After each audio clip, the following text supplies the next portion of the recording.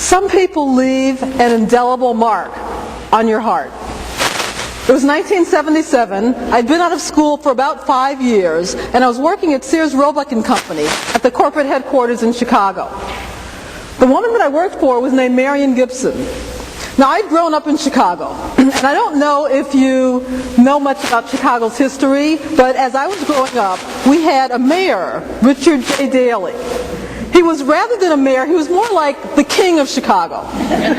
My father actually worked for him. He was part of that Democratic machine that kept getting Daley elected over and over and over and over again. He would go around to the neighborhood and encourage people to go out to vote.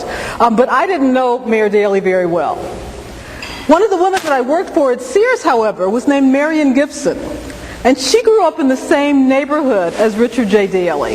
It was what we called the back of the yards in Chicago, behind the stockyards. So she had some things in common with him. She didn't speak particularly articulately, but she had a heart of gold. And as a boss, she was one of my favorite bosses. She was the kind of boss who would give you opportunities to learn and grow, encourage you to try new things. She could quote our 5-inch personnel manual, it seemed chapter and verse, off the top of her head. She always amazed me. She was also the kind of boss who, if you ever did step out of line and make a mistake, she would bawl you out for 5 minutes and you'd feel like the complete idiot that you were, and then she'd be back loving you again. So there was never any animosity. I loved working for her. One day, Marion Gibson took ill, and her doctor put her on medical leave. And she was at home getting well, but it was going to be a long recovery. And I would call her periodically because I missed her. She was kind of my mother at work. But also sometimes I would call her just to say, what should I do? Because she always had great ideas. Well, she'd been off for a couple of months, and one Monday morning, my husband and I were driving to work, and he said, oh, by the way, Marion Gibson passed away.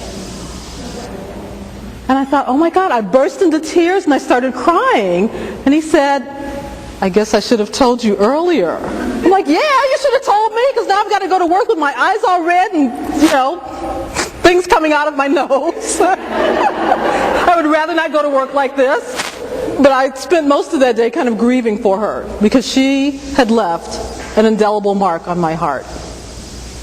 So today I'm going to talk to you about a model for leadership that will help you inspire people, inspire committed action, evoke commitment from other people, and get the support that you need to create change in your community or in your organization.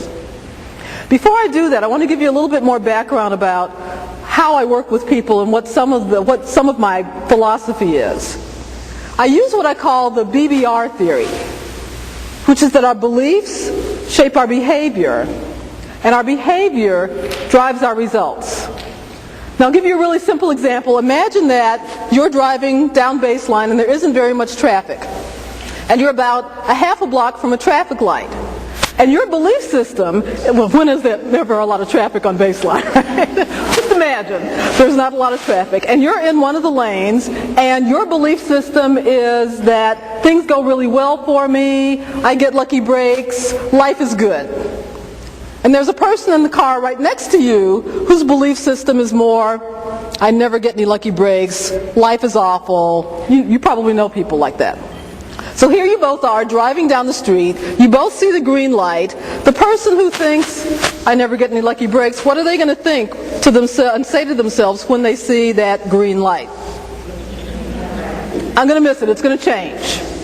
And so they perhaps take their foot off of the accelerator, maybe even apply their foot to the brake a little bit. You, or me on the other hand, a little more optimistic, think, I'll make it, exactly. And so we ever so gently put our foot on the gas pedal, ever so gently. And when we get to the traffic light, it's likely that the both of us are right. So the person who thought, I'm not going to make it, probably doesn't. The person who thinks, I can make that, really does. So our beliefs really do shape the actions that we take, and those actions determine what happens to us in life. One of my fundamental beliefs is that we all have more options than we generally see and more control than we tend to take. So my role as a coach is to help people uncover and articulate those beliefs that we have about ourselves that allow us to accomplish things, that allow us to go out and produce results. Things like, I'm really smart, or I work well, or I analyze things well, or I'm really good with people. We all have beliefs like that. But we also have beliefs that keep us constrained. You know, I'm afraid to speak up in front of a large number of people, or I'm not really good with math, or whatever it is. We all have our own personal flavor of that. So I help people discover those beliefs as well, but dispel them and replace them with something that's more freeing so that they can discover those options that are right there in front of them and take control where they've either abdicated it or never taken it to begin with. When I do this, I use a 4-step process, and we'll go through many of them today, very briefly. We're going to just touch on them. The first step is to articulate what your vision is, or what your goal is. And it doesn't matter if it's a 3-hour goal or a 3-decade for your life or your business. But the first step is becoming very clear about where it is that you're trying to go. I remember just a couple of weeks ago, I was conducting a workshop on a program that I lead called Get Clients Now. And one of the questions that I asked at the beginning of the workshop to the business owners who were there was, what is your dream destination? And I didn't mean your vacation spot. But imagine that it's 10 years from now and your business is thriving, it's doing much better than you had ever hoped it would do, and you're happier than you had ever thought you could be. Tell me about your business. And this one woman that I'd known for a number of years, who was basically a writer and an editor of other people's written material, said, I have a publishing empire. Now, when she realized that's what her vision was, can you imagine how differently she interacted with her business when she got back to the office? So her role is no longer the writer and editor of things, but someone who's building a publishing empire. So that's the impact of having a vision, and we're going to talk about that in a few minutes.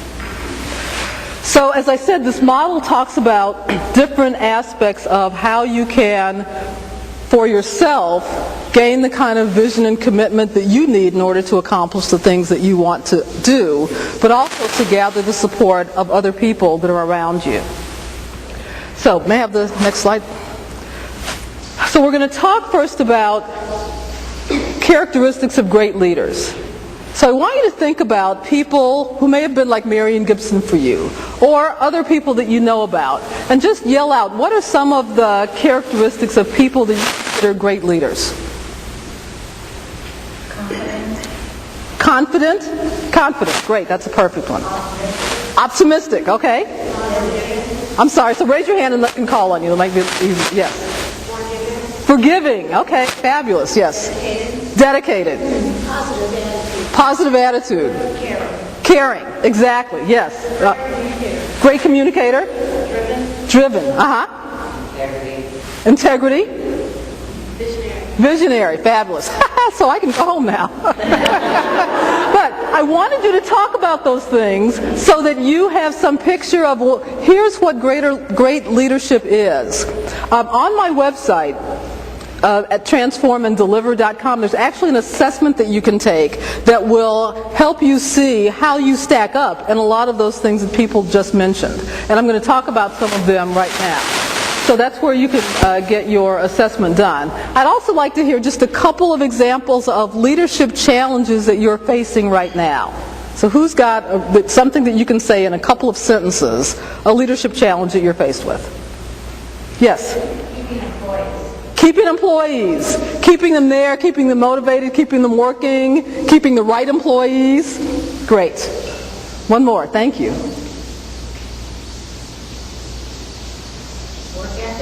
Work ethic. So dealing with people who have a different work ethic than you.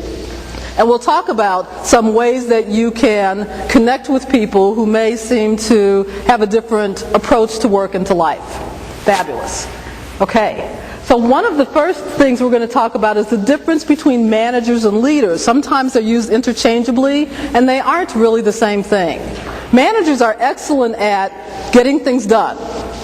They make sure that we do things correctly. They put in systems and processes and procedures. They reward people for doing the right things, and they'll give them rewards if they're good, if their performance merits it. Leaders, on the other hand, next slide please. Thanks. Leaders, on the other hand, are focused more on doing the right thing. So they steer their organization toward specific courses of action. They have their businesses become more socially responsible. That they focus on what's right for the community and how are we demonstrating our corporate responsibility and taking care of the earth. I remember a few years ago I was working with a woman in a leadership program, and she worked for Hewlett-Packard. And at that time, Hewlett-Packard still is one of the leaders in the printing industry. But she was concerned, even 10 years ago, about landfill issues and all of the cartridges that were being tossed away because they couldn't really do anything with them. And even though her responsibilities at the company had nothing to do with that, she had such a strong commitment to HP being a good corporate citizen that she lobbied many different departments and all of the executives to the point where they realized they did have a corporate responsibility for not damaging the earth, and they instituted a recycling program. So one person really can make a huge difference. We just need to do that. It reminds me of a movie that Jack Nicholson was in, As Good as It Gets. And he had this really great line about Helen Hunt. I forget their actual names in the movie. But he said, "She makes me want to be a better man." Great leaders will do that. They'll make us want to be better people. So the first step is really being clear about what it is that you value and what it is that the people that you're working with also value. Now I've given you handouts, and there are actually places in your handouts that you can capture some of these ideas. They're one of the fold-out sheets there. It says Leadership That Transforms and Delivers on the front. So I'd like to hear, again, a couple of examples of what are some of the things that you value. Just raise your hand and I'll call on you. So they could be, so what are some of the things that are illustrated in the pictures there? Pardon? Family. Family, exactly. What else? Yes? Time? Okay. Dedication? Education. Absolutely. Yes? Honesty. Honesty, yes? A balance between work and family. A balance between work and family. Not being consumed by either one. Yes, a couple more. Pride in performance. Pride in performance. Fabulous. Which with the different work ethic makes it a little challenging. Exactly. So we all have things that we value, and our values dictate how we approach life. They influence what our vision is for the future, but they really do dictate how we make day decisions. And I'll talk about how you can, I don't want to say use your values, but use your values to connect with people. So for an example, just as we were talking here, how many of you, when someone else said a value, said, "Oh yes, I have that"? So that we often have values in common with other people. But what I find is that we rarely talk about these things when we're in a group, especially at work, because we think it's really personal.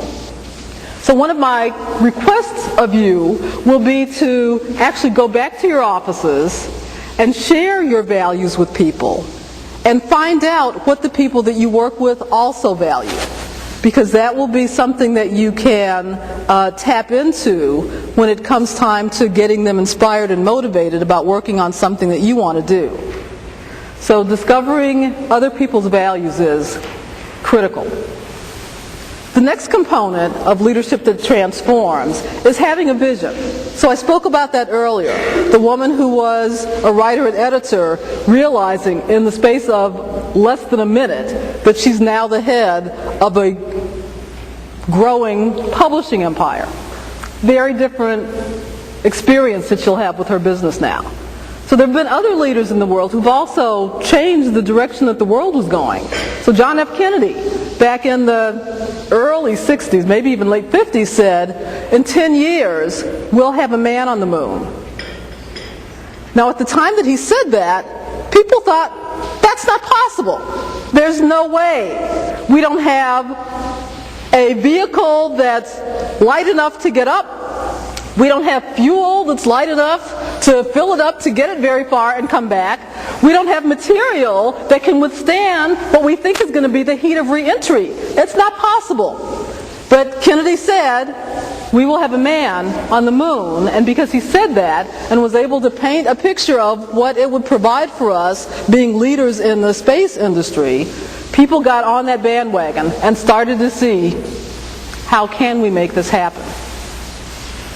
Martin Luther King, about the same time, said, I have a dream that little black children, little white children will hold hands and be brothers in the world. And at the time that he said that, it sounded to a lot of people like heresy. It actually got him assassinated. I'm not intending that you go out and get yourself assassinated, but he was able to create a vision that altered the direction of people here in this country in particular, but around the world as well. So my question for you is, what's your legacy? What is it that you want to have accomplished in the world? What gift do you want to bring? What is it that's missing in the world that you want to create? What's missing in your business if you don't want to think quite that large? What's missing in your job? What's your vision there? What's your vision for your life? We each have one. So our next step is building, someone said, trust and integrity. How do you demonstrate trust? How do you demonstrate integrity? There are a number of different aspects to it. One of them is communicating. Someone spoke about that also. Being honest, being open.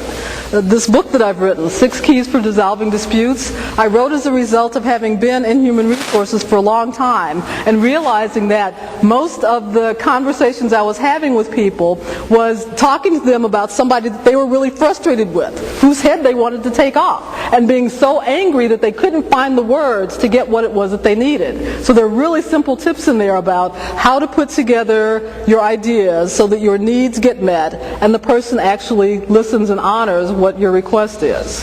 So communicating. Great leaders communicate. They talk about things. They're very open. They don't withhold information. I worked in a couple of companies actually, where it seemed that the whole mentality of management was what they call the mushroom theory. So keep them in the dark and pour lots of stuff on them. And in those, have you ever worked in an environment like that? It doesn't give you a lot of room to stretch out and try things. You're always looking over your shoulder, wondering what's happened. One of the companies I worked for was a video game company. And I thought it was going to be really cool working there. But it really felt more like working inside of a video game. So you'd be there and you'd be trotting along and the flowers are blooming and you're gaining points, and all of a sudden out of nowhere you lose your life and your points are all gone. So being a leader who can communicate, who can let people know what's coming down the pike, keeping them all informed is really critical. One of the clients that I've worked with as a coach is with one of the large accounting firms, public accounting firms. And he's a very good business partner, great with the clients, but he had gotten some feedback that his staff didn't really like working for him. Now, when I first spoke with him, he said that he was working all the time. He was overworked. He was a little wondering why his staff didn't put so much time and effort into their jobs as he did, and he was just completely exhausted. And he gave me permission to talk to a couple of his senior managers. And one of them said, if he only realized how competent we were, and he let us do more of the work, he wouldn't be working as many hours as he's working. So over the several months that I worked with him, we worked on how he could start listening more to his staff, how he could evoke, by asking questions, their suggestions about how things could get done, what it was that he needed to do in order to be able to delegate.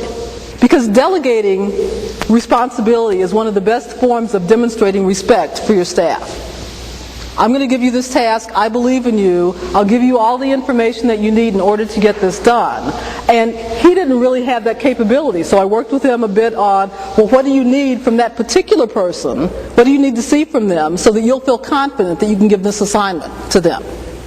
So over time he was able to do that, and we redid the feedback report, and he's made dramatic improvement. I actually have somebody calculating the actual differences, but he's made dramatic improvement in a lot of the arenas, just because he's listened, he's delegated, and he hasn't had to be the expert who knew everything for the entire time. So our next one is motivating. I love this quote. I read Stud Terkel's book back in, I think it was the late 70s. People don't want to work for a company. They want to work for a cause that transcends the dullness of their everyday lives. Well, back in the 70s, life was a little bit dull. It's not quite so dull now, but people still want to work for a cause.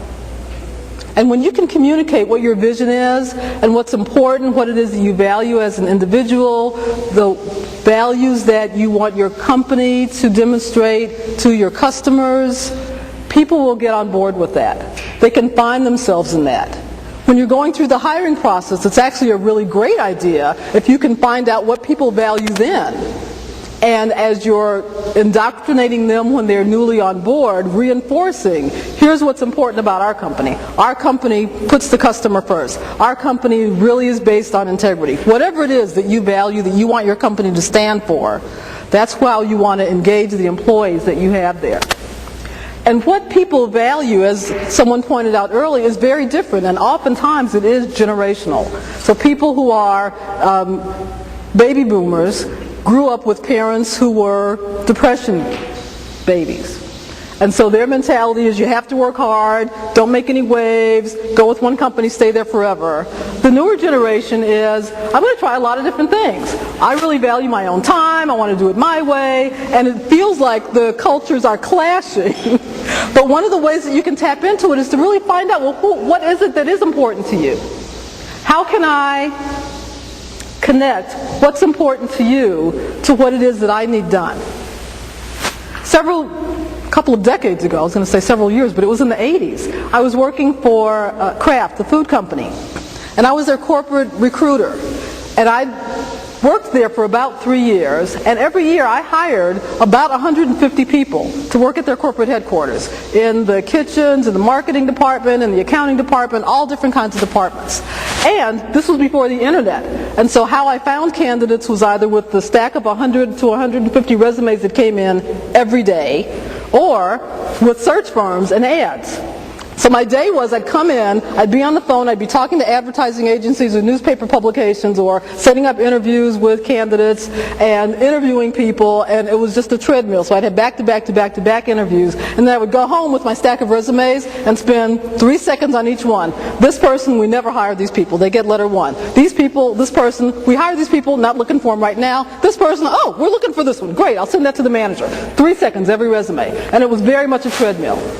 And I spoke with a woman who did not call herself a coach at that point, but that is what she was. And she said, tell me what the mission is of the company that you work for. And I knew that, and I said, Kraft's mission is to be the #1 food company in the world. And then I realized that here I was, sitting at the corporate headquarters, the only recruiter that they had, bringing in those very people who were going to have it become the #1 food company in the world. Now, it didn't change the treadmill that I was on, but it gave me a whole different context to view my job. It had me find some meaning in all of the day-to-day activities that I was doing. And some of the people who work for you may not be able to make that connection. You may have to help them make it for themselves. But that is one way to get them more inspired, more committed, and sticking around longer, because they find that they've got something they're contributing to the cause that you're out to create. So finally, we've got, the next segment is on leadership that delivers. So all of the things that I've been speaking about have been how you captivate people, how you enroll them. But to be a great leader, you not only have to inspire people, you need to be somebody who makes things happen. So how do you do that? So one is by creating plans. I love this quote as well. A vision without a task is but a dream. So we've got great dreamers out there that have fabulous ideas but can't make anything happen. So they're helpful if they've got people around them who can make things happen. And a task without vision is drudgery. But a vision with a task is the hope of the world.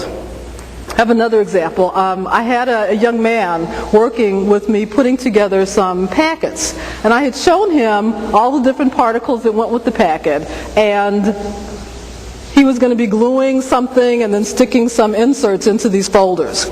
So I had him do one, and then I went back to what I was doing and came back a little bit later to check on him. Well, he was using some spray adhesive. And when I came back, there was spray adhesive on a lot of the folders. The things that he was sticking on were crooked. It was just kind of a mess. It wasn't the vision that I had. But I realized I hadn't really told him what the vision was. So what we were doing with these packets was sending them out to radio producers around the country to introduce me as a person who could speak on a particular topic. And this was going to be the very first introduction that they had of me. Now, when I told him that, he said, "Oh, I didn't know that." And I hadn't told him that, but it reinforced for me again the importance of giving people the big picture so that they understand how their tiny role fits into that big picture. Because once I told him that, do you think he was more careful as he put those things together? Absolutely.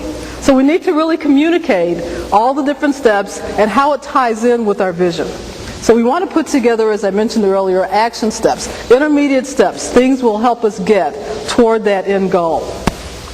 So the next step is in executing. So once you've got a plan, you need to actually execute. So it's not sufficient to just inspire people or to inspire people and have a plan.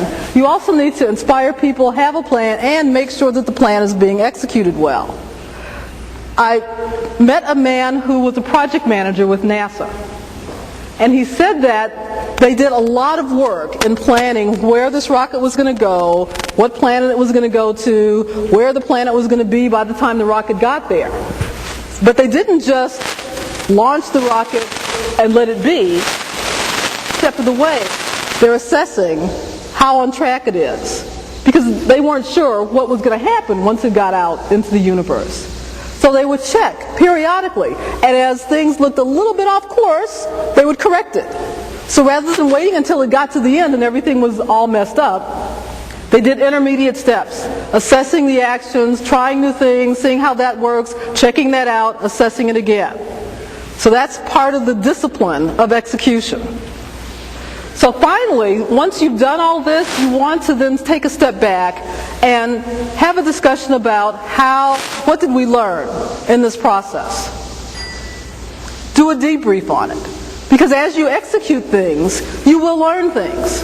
As you're assessing and executing, you'll discover things that you didn't realize were going to happen until you got into them. One of the programs that I lead is called Get Clients Now, and it's all about marketing, putting together a customized marketing strategy for you, given your skills and abilities, marketing strategies that will be most effective for you, and putting together a plan, a consistent set of 10 things that you'll do every day that will get you toward the goals that you set. So, and then over time, I actually hold people, as I said, I hold you accountable. Did I ever say that was the fourth step? Holding you accountable for doing those things that you know that you need to do. Because I've discovered when I work with people that we all have good intentions, we all plan to do things, but there's something about committing something publicly to another human being that will have you interact with that promise a lot differently than if the only person who knows you're supposed to do it is you. Because if it's just me, who's going to know if I don't do that? Well, you know, and there are actually some consequences for you knowing that you didn't keep your word over and over again. But still, having that outside person that you've told, I was going to do this, you don't want to go back over and over and say, oh, I didn't get to it. So executing, learning, understanding how we can capture what we've learned and make this a better venture the next time that we try to do it. So great leaders will come up with a vision, they'll have values, they'll define roles and responsibilities, they will encourage the people who are around them to learn new things. There was an executive who worked for a large company who was contracting with outside vendors for a variety of things. I don't remember the specific thing he contracted with, but whatever it was that he did cost the company a couple of $100 million. And once that was a big deal, right? You would think, oh my gosh, my job is over. And that's what he thought. He thought he was going to be canned. The CEO called him to the office and he thought, oh, for sure, this is it, my last day. And the CEO talked to him about what he had done and what he learned about what he had done. And he said, you know, I thought when you called me here, I was going to get fired. And the CEO said, fired? I just invested $200 million in your development. I'm keeping you around for a while. I need to get my money back. So all environments don't provide that, but you want to be able to provide your employees with enough information so that they make the right decisions, enough understanding of what it is that you value so that they make consistent decisions as well, but also the freedom to go out and try new things. So I said earlier that some people leave an indelible mark on our heart. About a year ago, I attended a memorial service for a man who had been a teacher and an administrator in the South Phoenix School District, in Roosevelt School District. I didn't know the man. He was a friend of my husband, who was a band director in the South Phoenix schools. So after the service, or as part of the service, people were coming up providing testimonials and stories about the man's life. And one of the people who came up was a student in ASU, had been one of his students, had been a math student of his. He was a math teacher in the schools.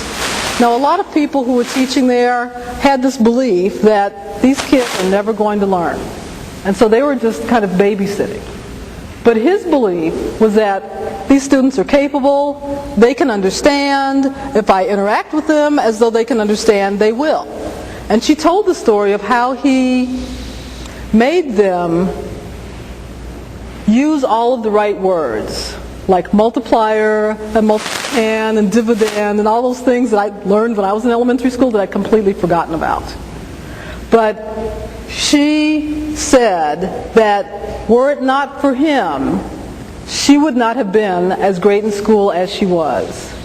And she said, as a result of him, I am now a student at ASU, and I am going to become a math teacher.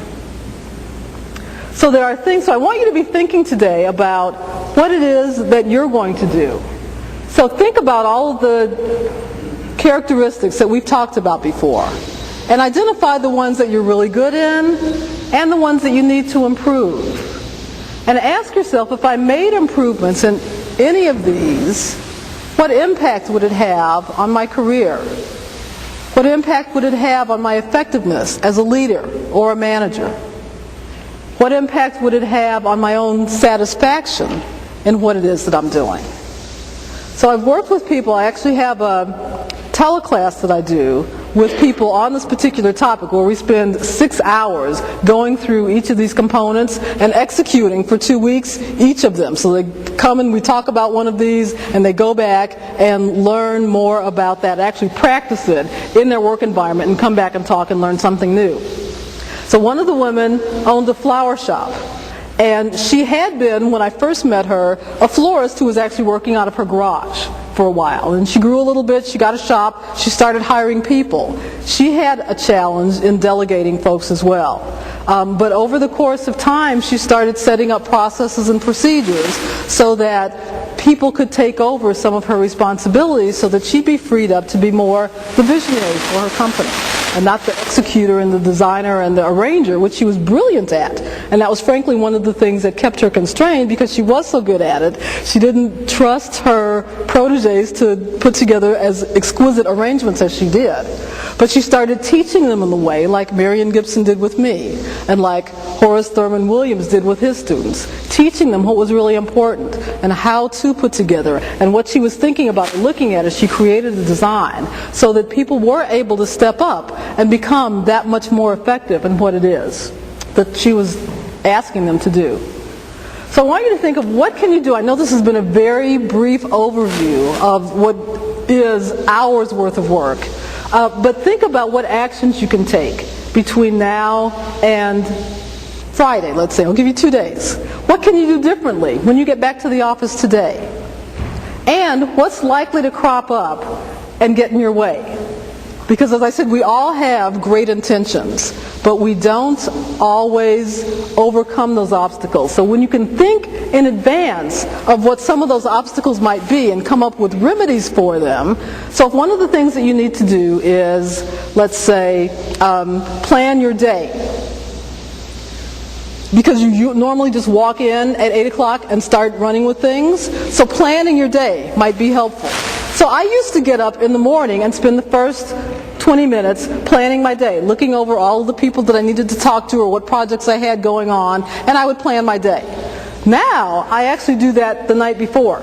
So as I'm cleaning my desk off, I think about what's on the plate for tomorrow, what's happening in the next week, how am I going to spend my time tomorrow? What's going to be the most time-effective use of my efforts? What things can I do that will get me, as I say, closest to the money? Who do I need to talk to? What customers need to be served? What prospects do I need to reach out to who've expressed some interest that I need to talk to? What projects do I need to work on? But I plan that now the night before, not even the day of, so that when I walk in, my day's organized for me. That's actually one of the benefits of the Get Clients Now program. You know exactly what it is that you're going to be doing every day. And so you walk in, and all you have to do is execute this list of activities that you've already put together that you know will generate business for your company. So that's what you want to think about. How can I anticipate things that will get in the way? If it's a person who's going to get in my way, what requests do I need to make of them? I've talked to some of my clients about requests they have to make of their staff, or processes that they need to put in so that the staff can go work on their own, or family members who need to step up and do more things at the house. So put together whatever your requests are so that you can get the support that you need to be able to go out and be the leader that you are. Because it doesn't matter whether you're the boss, anyone can lead from anywhere. You just need to have a vision and communicate that with people. So as I said, some people leave an indelible mark on your heart. And my question for you is, what mark will you leave? Thank you.